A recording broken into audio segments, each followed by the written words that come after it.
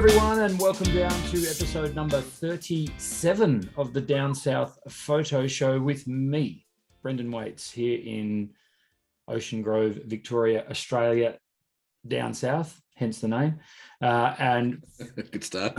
And my mate, Cam Blake, who's even further down south in Hobart, Tasmania. Yes. Hello, Cameron. G'day, Brendan. Is it sunny Ocean Grove today, or is it? Normally just say sunny Ocean Grove, don't I? It's just like my go-to. It is. No, it's actually been... Oh no, it's been okay. It's been mild. Like it's okay. We're into late April now. We've passed Anzac Day and all that sort of stuff, and it's still quite mild here. Yeah, we've actually just had some rain tonight as we record. This is woke up. I was having a bit of a lie down because a bit under the weather, and I went, "What the hell is that noise on the roof?" And it's rain. Yeah. So, and then you were literally under the weather. Then I was literally under the weather. Boom, boom. You were under the weather on both fronts. Very well. Well so played. you've picked yourself up a little bit of a sniffle. A bit of a sniffle. I've done the COVID test and it's negative. But yeah, I think just got back from a trip, so I think I might have copped a bit of a chill. We had a pretty cold trip as part of this, so I think my mums and dads always used to say, "Oh, you go outside, you get a chill," and I said, "No, that's crap." That's an old wives' tale. It's an old wives' tale, but I think it actually is right. Like, I think if you spend enough time in the cold, then I think you're a fair chance to get a cold or a bit of a sniffle. But I'm okay. I'm all good. I'm going to soldier on through. I haven't got COVID. I did the test. So to you, COVID didn't happen. Yeah. Not that it matters because our listeners can't get COVID from you. So. Well, they can if they try hard enough. Not through their earpods, AirPods. Well, no, that'll be the next thing. Probably get COVID through audio. They'll all be banned. Yes. Now let's have a look at your background. What do you got going on behind you there, Cameron? I am currently sitting just below Cradle Mountain on the western side of Cradle Mountain. So this is day one of the Overland track, and all this yellow stuff here is the fagus tree, the famous Nothofagus winter deciduous tree of Australia. Sort of lines all around the mountains up in this alpine region. So. Yeah, this was a beautiful shot that we took as we were walking along day one, where we had warmish, nice weather, and then it went a bit pear-shaped after that. But we'll probably talk about that as we go along in the episode. We'll talk about that in a minute. What did you take that photo with? You know what? This is, I don't know. I've done this trip. I think I'm up to about 18 trips. I think from memory. Tell you what, there wouldn't be many people who've done more than 18 overland. Probably not. There's probably not too many. I'm sure we'll get challenged on that. I'm sure we will. If you've done more than 18 overland tracks, please comment below. Yeah, tell me how bad I am. But I reckon what our main topic tonight, I'll tell you why I know I've done 18 as we talk about our main topic. But this is the first time I've done the track without a tripod. So I took the new Olympus OM1, or the OM artist originally known as Olympus, the OM1, and I didn't take a tripod. I just took it all handheld stuff, and it worked a treat. It saved me about 1.5 kilos for tripod weight. And yeah, so this is on the 12-40 f2.8 Pro lens. Lovely. Yeah, it's a great system. And I say it every time I go and do this hike. Every time I pick this camera up when I go hiking, it just feels right. Like it's just everything's nice and easy. Like I said, no tripod, image stabilizer. I use the inbuilt neutral densities on this trip. It's perfect. It's a perfect hiking camera. So. Well, as we go through tonight's episode, I'm assuming you took more than just that one photo behind you. That's it. That's all I took for the whole trip. Okay. Wow. Long way to lug a camera for one photo. Yeah, it was. That's cool. Yeah. No, I took about 750 shots over 6 days. Is that all? And we're going to go through every single one of them tonight. That's right. So strap yourself in, folks. We're here for a long haul. No. So what I'll do when we get to talking about your trip, we'll put a few of your photos up on the screen. Yeah, cool. Maybe a handful of them if you're keen to show them off. My background, I'm going to get out of the way so you can see it. That's really bad. I'm going to get out of the way. Look, I can get right out of the way. Wow, almost. That's a lighthouse in surfers. That's right. Is that a lighthouse? That is a lighthouse. That is the Point Lonsdale Lighthouse, and this is a shot taken from Ocean Grove Main Beach. Right. That breaks all the rules, Cam. It does.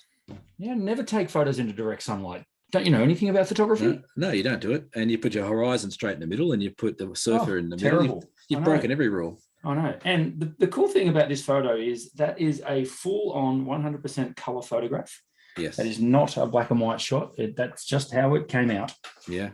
And So, sometimes when you do shoot into the sun, you do lose that color. You get more of the flare and the glare. The contrast is just it's out of control. But yeah, I remember when I was studying photography, it's like, oh, don't shoot into the sun. I'm like, what? That sounds crap. I'm going to try that. And sometimes you get some excellent effects, like the one you've got there. Yeah, I like it because it's got the two surfers and the lighthouse. It's sort of 3 in 3. Yes. And is he on a longboard, that dude? So I've had this photo for quite some time, and it's been up on display in my gallery a lot. In my shop. I've had 3 different people claim that that's them on the longboard. Oh, really? Now, one of them, 2 of them must be lying. Yeah, that's right. But they get up close and look. Oh, that's me. That's definitely. And yes, he's on a stand-up paddleboard. He's actually holding a paddle. Oh, right. Yeah. Okay. I'm assuming it's a he even. Yeah, of course it's he. And then this dude over here just fell off the back of the wave. But funny story about that photo. I'll be real quick. This was actually taken quite some time ago, like 12 years ago. Right. And I had my camera bag on the beach and just had the top sort of flap of it open like this. Yeah. And I had my daughter with me, Abby, who at that point was about 2. Right. So it's got to be 12, 13 years ago. And I'm there taking, like, oh, this is so good. Look at this. It's all lining up beautiful. And then I turn around and look down, and here's Abby pouring handfuls of sand straight into my camera bag. Just picking up and just chucking them in there. And yeah, it was great. It completely trashed one of my lenses. And you said, oh, how cute are you, young daughter? You're just adorable. See how long, go for a swim. Yeah, there goes your inheritance. Yes. So that was funny. Okay. That was my fault. All my fault. Totally my fault. You can't blame kids for that kind of stuff, can you? You can't blame kids for your own stupidity. And I wasn't mad at her for very long at all. Especially a 2-year-old. No. So that's our backgrounds. So your week was off on the Overland track. Yeah. So for those of people listening who haven't heard Cam talk about the Overland track before, can you please let our listeners know exactly where it is? Yes, I can do that. The Overland track is traditionally a 65K walk between Cradle Mountain, so the classic famous Cradle Mountain, at the north of the Cradle Mountain, Lake Sinclair National Park, and you walk all the way through the heart of the national park, and you finish down at Lake Sinclair, which is Australia's deepest freshwater lake. So it's 6 days, 65 Ks. We camp the whole way on sort of wooden platforms. You go through mountains, you go through forests, rivers, lakes, you name it. You go through all these incredible landscapes. It's a photographer's paradise out there. Like, you cannot take a bad shot, even though the weather on day 2 and 3 into day 4 was quite ugly. We woke up day 2 and we had the best foggy conditions you could ever think of, with all these incredible snow gums and all wet bark and stuff like it just works. Doesn't matter what time of year you go down there. It's just a beautiful walk. So yeah, I took a group of people down there. We had a bit of a mix. Participants did you have? We had what did we have? We started off with 7. Oh, and we finished with 6. So we had one customer who's still out there. We haven't been able to find them. They were there day 1. That's okay. Maybe they'll find your lens. They might find a lens. We had one customer who, a little bit into day 1, was really struggling a bit. So they decided to actually pull the pin, and ended up going back to Hobart. So they made the right call. They were really struggling, and it might have been a bit more than they prepared for. So they made the right, smart decision, and credit to them. They took the decision on the chin and decided to pull the plug early. So yeah, we ended up with 6 on the track, plus myself and one of my guides. I've got to have 2 guides at all times, myself and someone else. Yep. So yeah, it was a good trip. We had a lot of laughs, as always. They're always a funny trip. Like, you're in each other's pockets for 6 days. You get to know people pretty quickly and pretty well. And there's always banter, and it's always fun, and it usually gets in the gutter real quick. Yeah, it's awesome.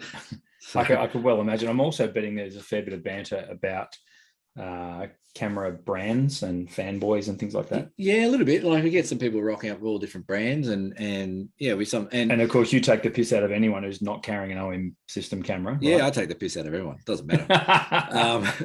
So yeah, there's always a few cheap shots at Nikon and Canon and things like that, and And that's one of the big questions in the lead up to these trips. People are like, oh, how much gear can I bring? How much weight can I take? And it's like, well, you can bring your whole kit. You've just got to carry it. That's fine. And you got to have room to do it. But usually we find a camera and like a 24-70 and maybe a macro lens, or that can double up as a telephoto, works really well. That's one thing I think people don't realize, is that they got macro lenses, which might be 100mm macro.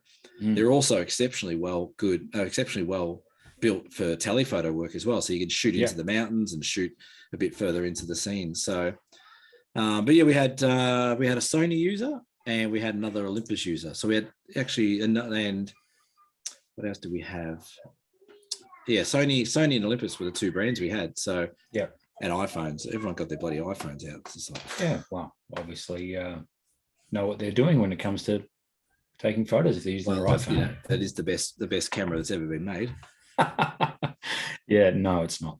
No. Yeah, okay, awesome. So in terms of, just to give a bit of insight into one of these trips, obviously a lot of walking each day. So we're talking... There's a chairlift all the way through. Yeah, beautiful. 10 to 15 Ks a day, I would imagine. The longest day we do is 17 kilometers. Yep. The shortest day we do is about 7 kilometers. Oh, right. So that's on a rest average, day. Yeah, the way they've set it up, which is pretty clever, you do like a long day, then a short day, a long day, short day, long day. Yeah. So day one's about 11 Ks, but then day two is a real easy sort of 7K or so. Yeah. And then day three is a long day, day four is a short day, and so on. So you get a little bit of recovery. And because we're a photography group, we're not allowed to stay in any of the huts. So there's huts at every campsite which are there for the public, but because we're a commercial tour, we camp on like these wooden lifted platforms in beautiful little spots. But because we don't have to rush each day to try and get a bed or a bunk in the huts, we can leave whenever. So it's funny, on day two, everyone's up early, trying to get to the next hut to make sure they get their bed.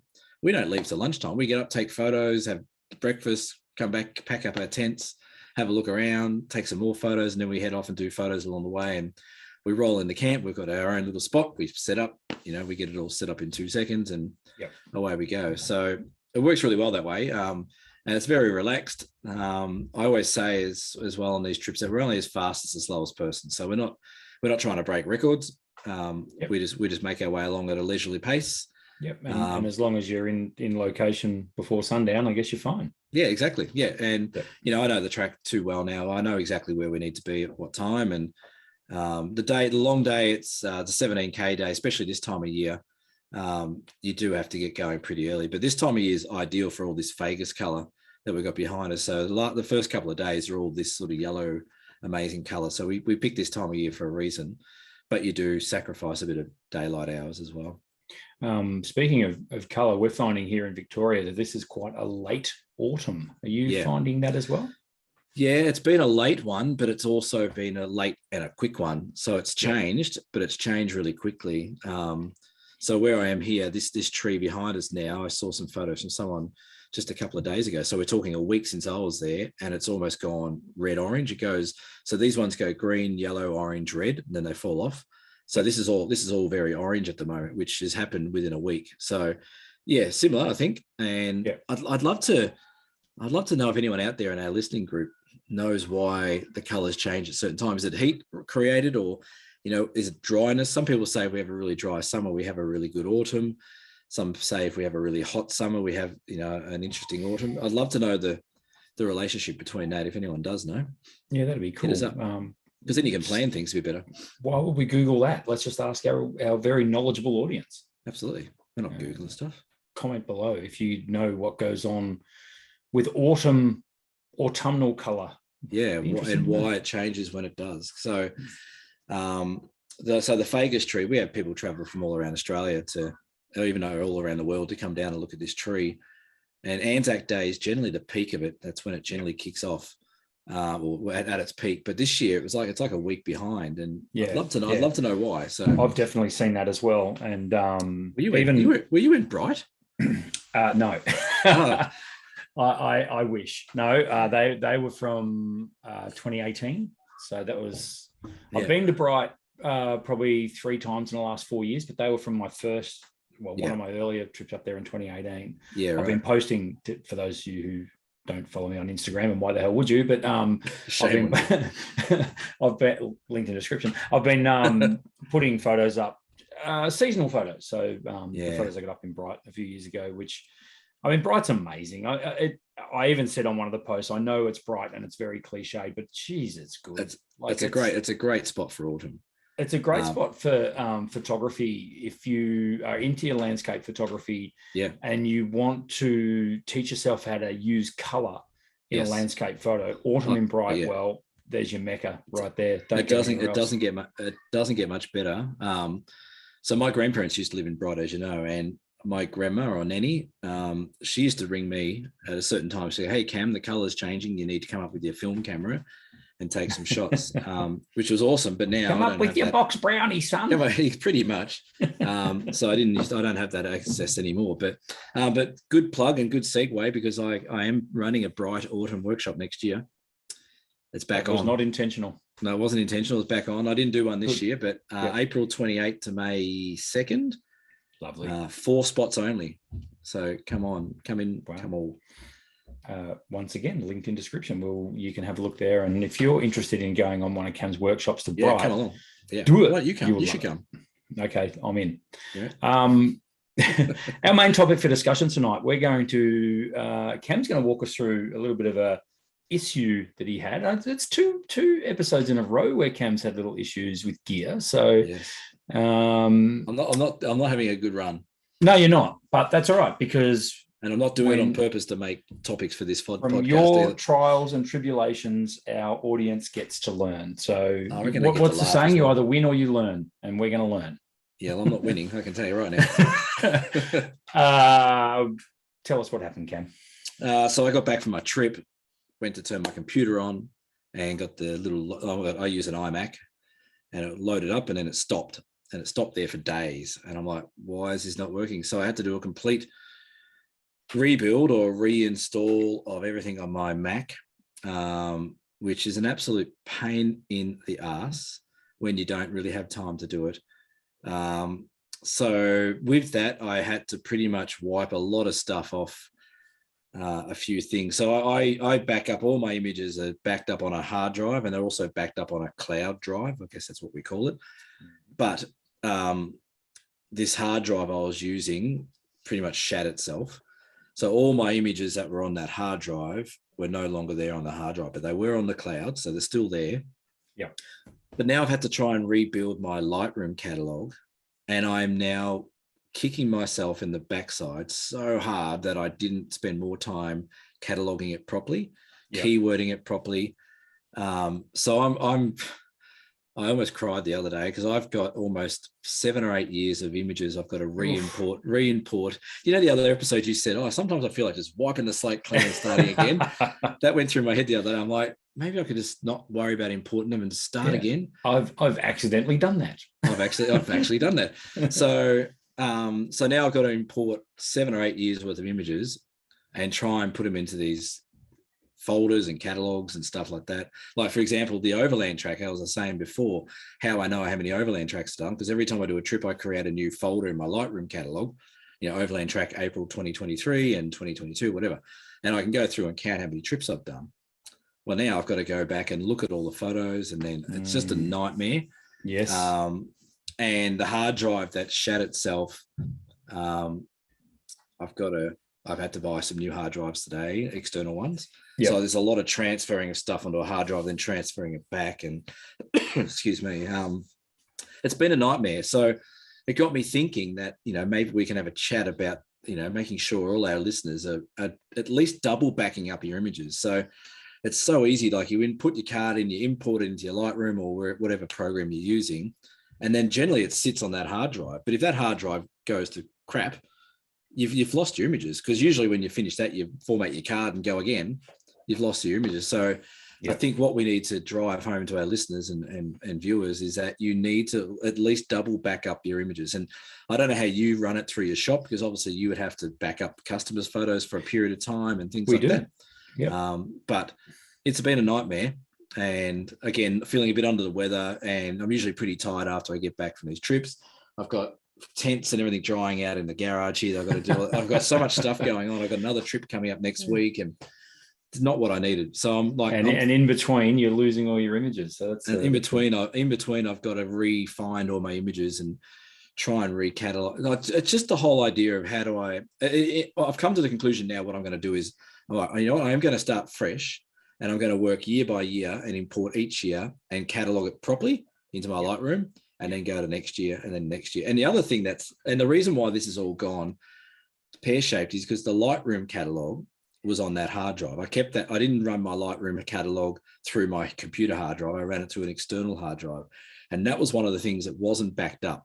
So not only do you need to back up your photos, you also need to back up your Lightroom catalog, because that's what keeps all the structure, so to speak, of your Lightroom catalog in place. You can always bring the images in, but Lightroom does a really good thing that if you move the images from one location to another, it comes up with a little exclamation mark, and you just click that and search the file name, and it just picks up the image from wherever the new location is. Yeah, it finds it on the location.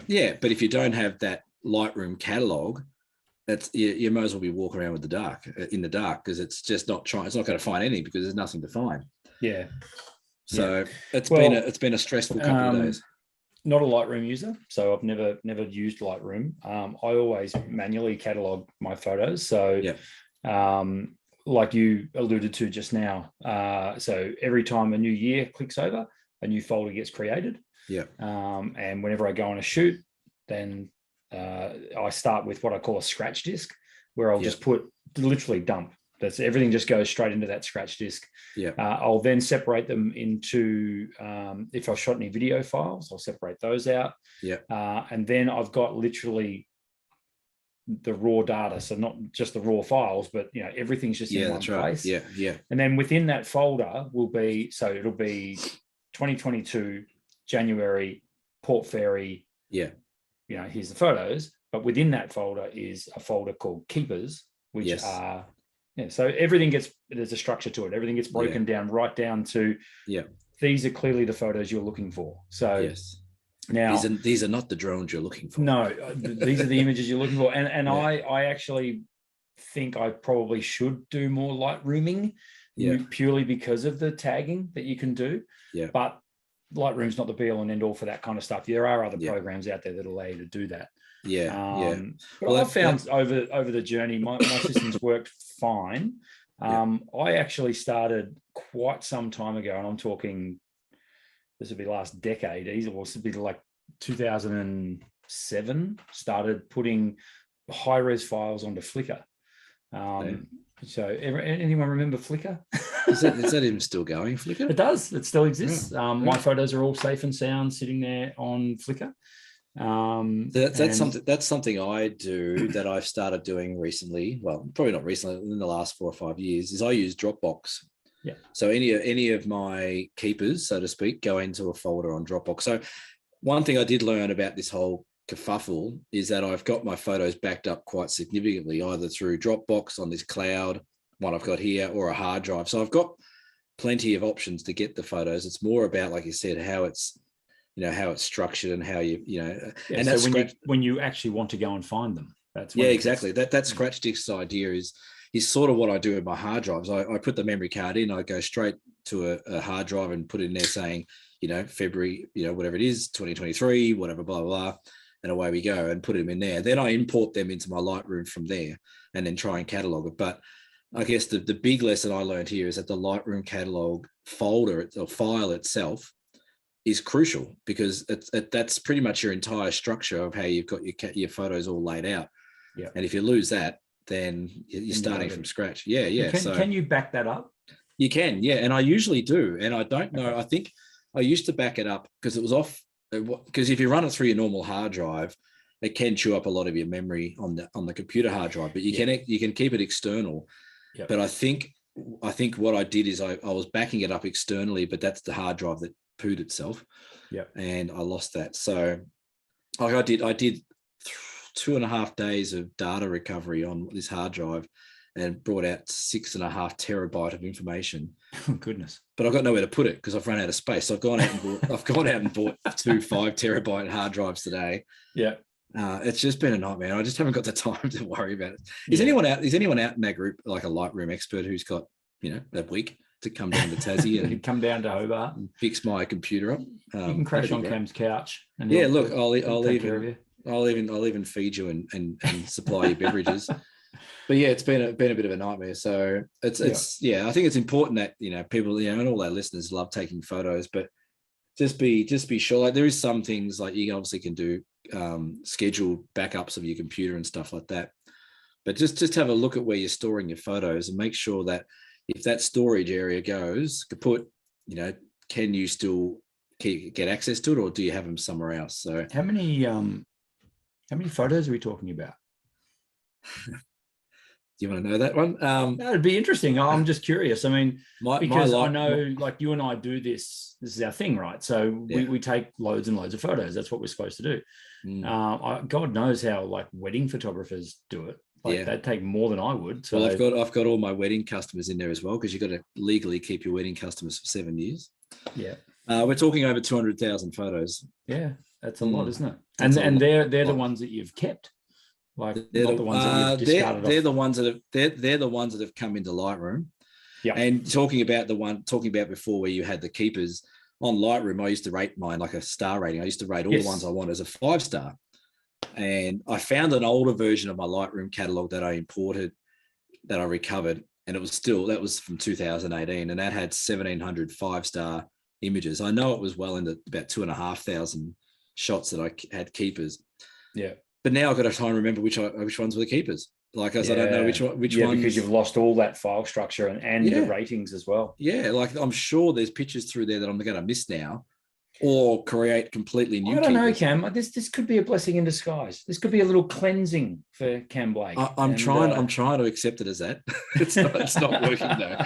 You're going to be looking at your photos through fresh eyes now. See, there's probably photos there that you haven't looked at for 5 years. Yeah, absolutely.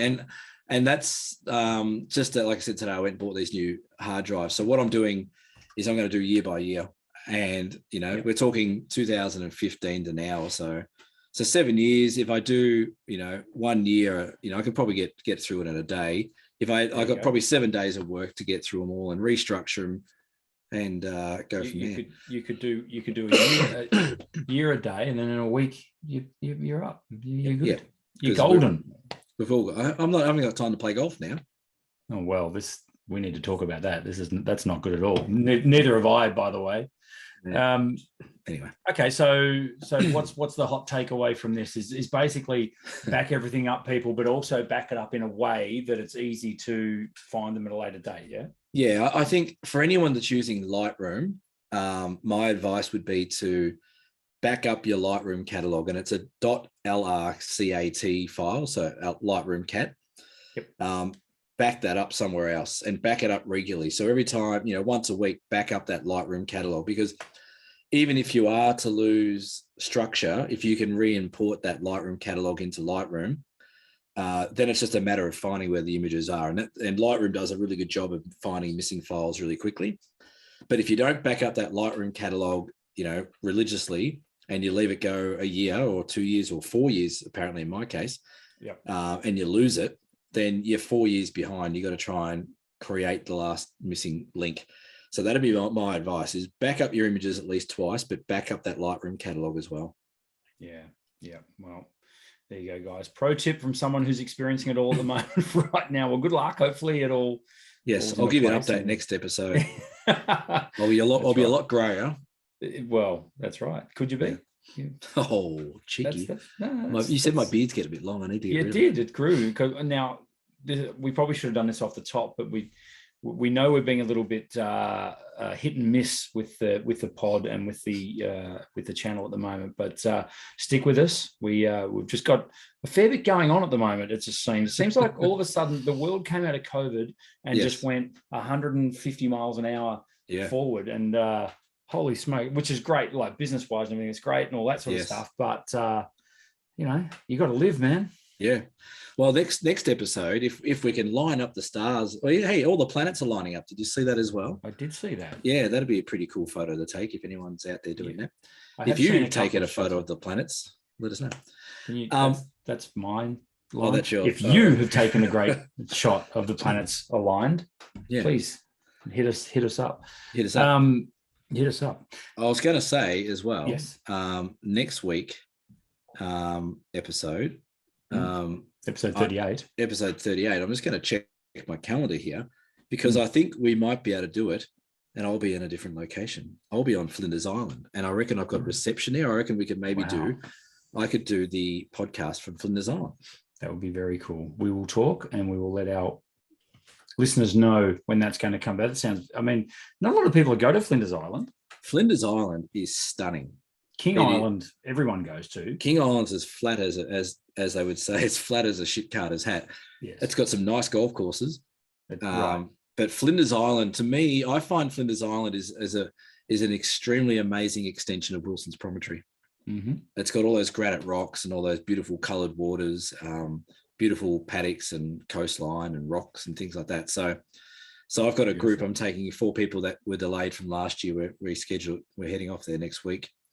For a 3 or 4 day little workshop there, drive around the island. So, all right. Well, as you say, if the planets align, we will.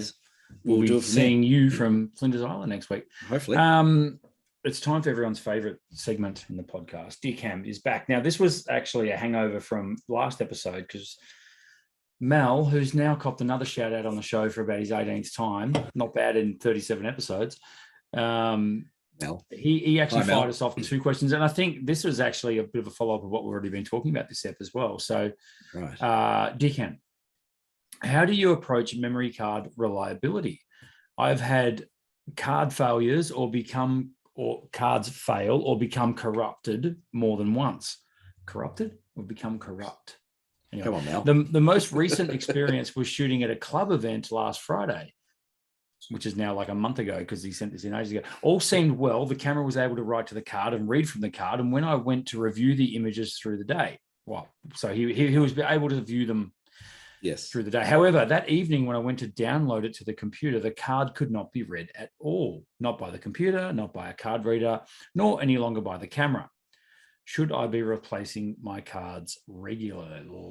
Regularly.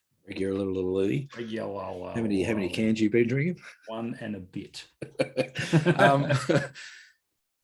Good question, Mel, and hi. Thanks again for your question.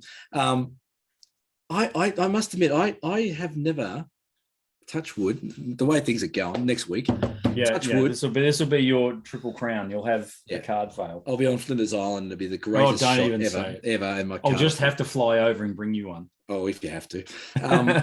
But I've never had a card failure, and I've shot weddings and I've shot loads of different things, and I've never had a card failure. But the one thing I have done a fair bit, which I've thought was a card failure, was actually switch the little lock.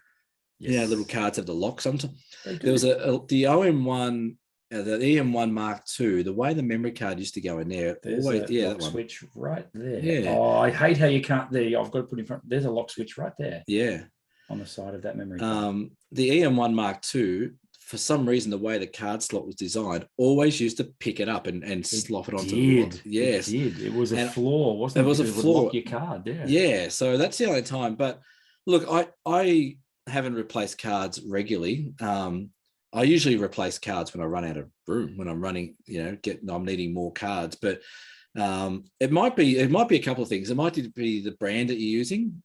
So I only use SanDisk cards, sponsored by SanDisk, not. Yeah.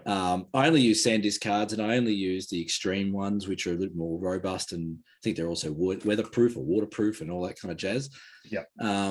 And I think I'd also be asking where you're buying the cards from. If you're buying them online, cheaper ones from eBay or something like that, then you might be getting some pretty cheap, dodgy sort of cards. But I think if you're constantly getting issues with card reliability, I'd be looking at the brand you're using, and I'd be looking at where you're buying it from, and also how you're storing them as well.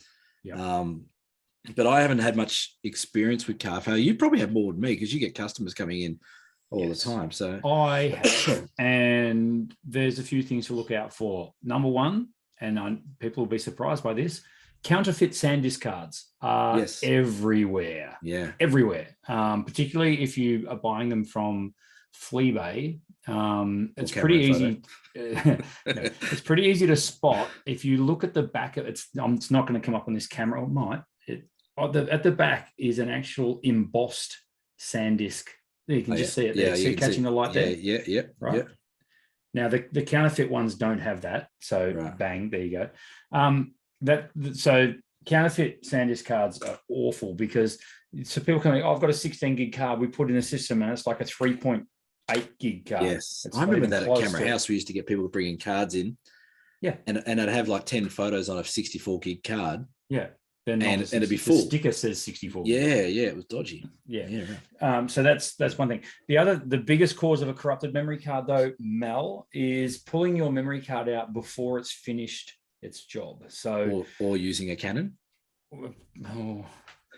If you're taking photos, Mel, and you're particularly in burst mode and you rip off a series of photos, you might not even know you've done it, but you might switch your camera off or pop the memory card out when it's still trying to read or write. Yeah. Card readers are a bandit for it as well.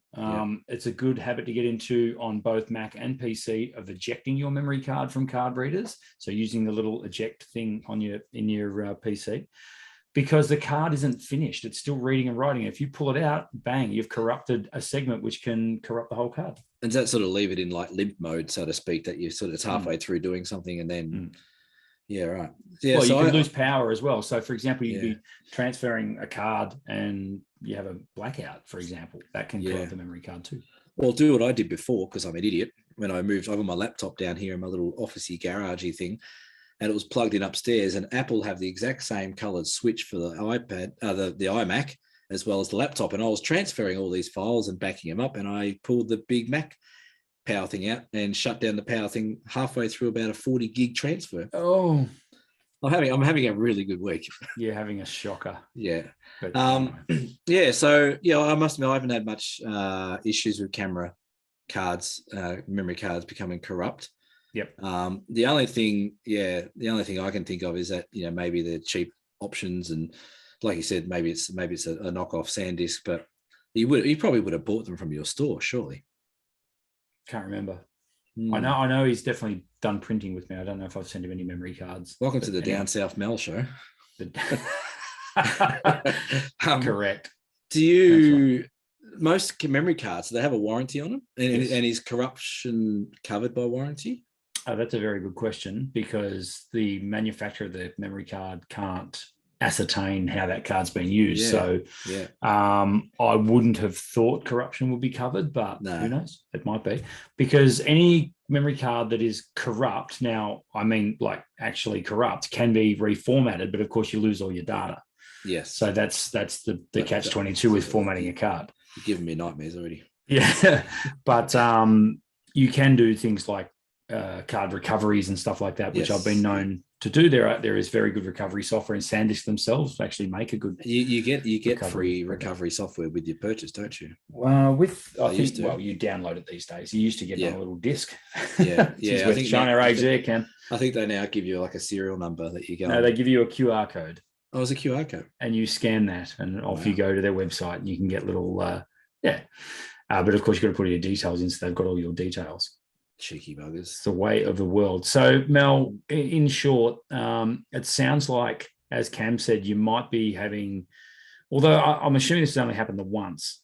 So, well, it says I've had cards fail or become corrupted more than once. I have had cards, plural, fail. Yeah, that's right. So, I think we need to talk about the common denominator here, and that's Mel. I agree. I think it's more the user than the card. And I'd be really surprised if he wasn't a Canon user. Yeah. Did you ever, when we were working at Camera House, did you ever use the phrase picnic? Picnic? Yeah. I think I remember that. I don't know what it stood though for. Yeah. Problem in chair, not in camera. Talking about warranties and stuff like that. Do you remember the people that used to bring in their cameras and say, my camera's broken, it doesn't work anymore? I took it to the beach and it stopped working. I remember this one customer came in, it was fuming and wanted to see the manager. And I think we got Landon. Remember Landon? Oh, how could you forget? Hi, Landon. Hi, Landon. If you're watching, he's clearly a fan. He came down from level 3 up in the palace, the golden palace up the top there. And he came down and the customer said, yep, this camera's knackered. You need to give me a refund. And I was standing there talking to his customer, and I said, well, you've taken it to the beach and, there's probably something wrong with it. No, it doesn't say, anything about the beach and being a problem. Anyway, Landon just opened up the battery compartment to take the battery out, and half of St Kilda Beach fell out of this battery compartment onto the beach. And he just looked at this customer. The customer looked at us and went, "Oh, well, I'll just take it with me," and just walked out. He, tried to pass it off that the camera was faulty, but it had 600 liters of salt and sand in their camera. Yeah, when a little Sahara desert falls out of the camera. Yeah. Waterproof cameras had a bit of a run. Remember, Olympus came out with their waterproof camera way back. Yes, the TG. Camera. Yes. I want to buy the camera that the dog eats. Remember that? Remember they had a dog. Oh, that's right. Yeah. The big dog ate it. They had so many problems with people not checking the seals properly that they ended up actually putting an indicator inside that would turn dark red if it had moisture inside the battery compartment. Yes, that's right. For that very reason. And they caught out. Well, they didn't catch people out. They were covering their own backs because these cameras getting flooded all the time. So that's another story. Cam, we've gone way off. Hey, speaking of waterproofing though, and stuff like that. We had 2 or 3 days of pretty poor weather on the Overland track. Like, it was really misty and muggy. They all blamed you, right? Of course, it's your fault because I'm God. I control the weather. That's right. But I had my camera out shooting in every single condition. Unreal. And the guy with the Sony, same thing. Yep. He had his Sony out. That's got weatherproofing. So it was a really good lesson in the fact that just because it's a bit drizzly and miserable doesn't mean you can't take photos. And we got some great cracking photos of all these misty bits. We had some very heavy frost on a couple of mornings. So we had some really cold mornings. Cameras worked, no problems. So it was a really good lesson in the fact that these cameras these days are, you don't go dunking them in the river, but they are pretty damn resilient. Pretty robust. I mean, the weather sealing is pretty amazing.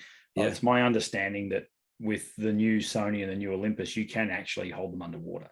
Yeah, you can run them. I literally for a period of time. Yeah, if I get home from a shoot on a beach or something like that, I literally run my Olympus cameras under the shower for 5 seconds, wash them all off, dry them off, and away we go. It's just bizarre. It's bizarre. It took me a bit of a deep breath to do it the first time, but then it kept working. I'm like, oh, obviously that's what they're made for. Yeah, I bet. It just conjures up all kinds of images with you in the shower and your cameras. But anyway, we won't go there. If you like to know. If you have a Dear Cam question, please send it in to us. Send it below. There's links. You guys know how to do it by now. Yeah. So what have we increased our subscribers? We decreased them. We went down. I don't know what happened. What did you say, Cam? Did we lose a subscriber? We lost 2. Really? Look, Wow. maybe Elon Musk bought. Yeah. Blame him. YouTube as well. Maybe they threw YouTube in with Twitter. 250. Sure. We've got 252 at the moment. Oh, well, we went to 253. We went back to 251. We're now back to 252. Maybe someone unsubscribed. Went, oh no. They say the first 1,000 is the hardest, Cam, and it's proving to be the case. We've been on around about 250 for a long time, haven't we? A little bit too long, but that's probably because we haven't been we haven't actively plugged it, have we? Or been regular, but that's okay. I've been pretty regular. It's good. What have you got coming up next week? Flinders Island next week. Yep. Crying over my computer this week. Okay, nice. So you got your now that's a workshop. Flinders That's Island. A workshop, and I've just bought a bus. Did you see that? Cam bought a bus. I bought a minibus. I did see that, and yes. I'm excited. Yeah, so I now have a minibus to run my photography workshops in, and can travel anywhere in a bus and put people in comfort, up to 12 people. Yep. My friend used to run a business that did overland track and hiking transfers, a bit of mountain biking and stuff like that. So I've actually bought the business off him. So, but I don't know if I'm going to be doing everything he did. It was more so to get the bus and my business a bit more there. So I'm going to be able to do more one-day workshops around Hobart and Tassie and things like that. So I'm meant to be going to Cradle Mountain tomorrow to drop off some people to start the overland track. I'm doing a bit of a drive if I feel fine. Good. Otherwise, my other driver, also known as my wife, will be doing that one. But yes, so that's happened. That happened last week or this week, and then Flinders Island next week, and then I have a week off, and then I'm off doing a East Coast trip along Tassie in the bus as well.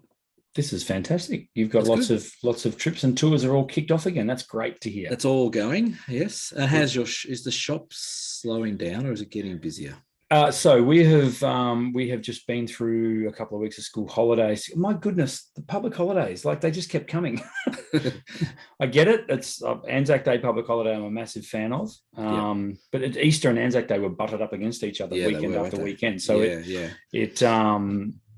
and I think the weekend before that was the Masters. So I stayed up late and watched a lot of golf, and then all of a sudden I had lots of work to do, and then it was public holidays, and we had kids home from school and all this sort of stuff. So it's pretty full on. You're not burning the candle at both ends, are you? Burning the midnight oil. I know. We can do that. So the shops are nice and busy, which is great. Cameraandphoto.com.au. There's a plug for you. Torquay and Ocean Grove. It's been great. Still short on a staff member, but we're getting there. Okay. Yeah, it's quite a unique sort of role that I'm looking for someone for in terms of hours. So we'll get there. We'll be fine. That's all good. Yeah. So just a lot of nose to the grindstone, printing photos, printing canvas prints as per usual. So that's the business you're in. Correct. And looking forward to my trip up to Dalesford next week. Right. So I'm going to go up there on, can't remember what day, but I'll fit that in amongst everything else that's going on. So is that that's for the autumn colours, isn't it? Yeah, I think I mentioned it last episode. I just need to get behind the camera again. Probably take the drone, have a bit of a look around. So looking forward to doing that. Yeah. So that has been episode 36 of the Down South Photo Show. Unless 37 as well. No, was it 37? That has been episode 37 of the Down South Photo Show. Unless Cameron's got anything else to add. No, I've added my last bit. Well, you can go now and stop talking and rest your vocal cords, which are hammered. Yeah, they are a bit hammered, but that's okay. Thank you everyone for tuning in. Don't forget to tell your friends and family about this awesome little show we have. Yes, and we will be back with episode 38. Yeah. In the near future. Do you want me to do the episode numbers? We'll be back with episode 38 in the near future. Bye for now. Ciao.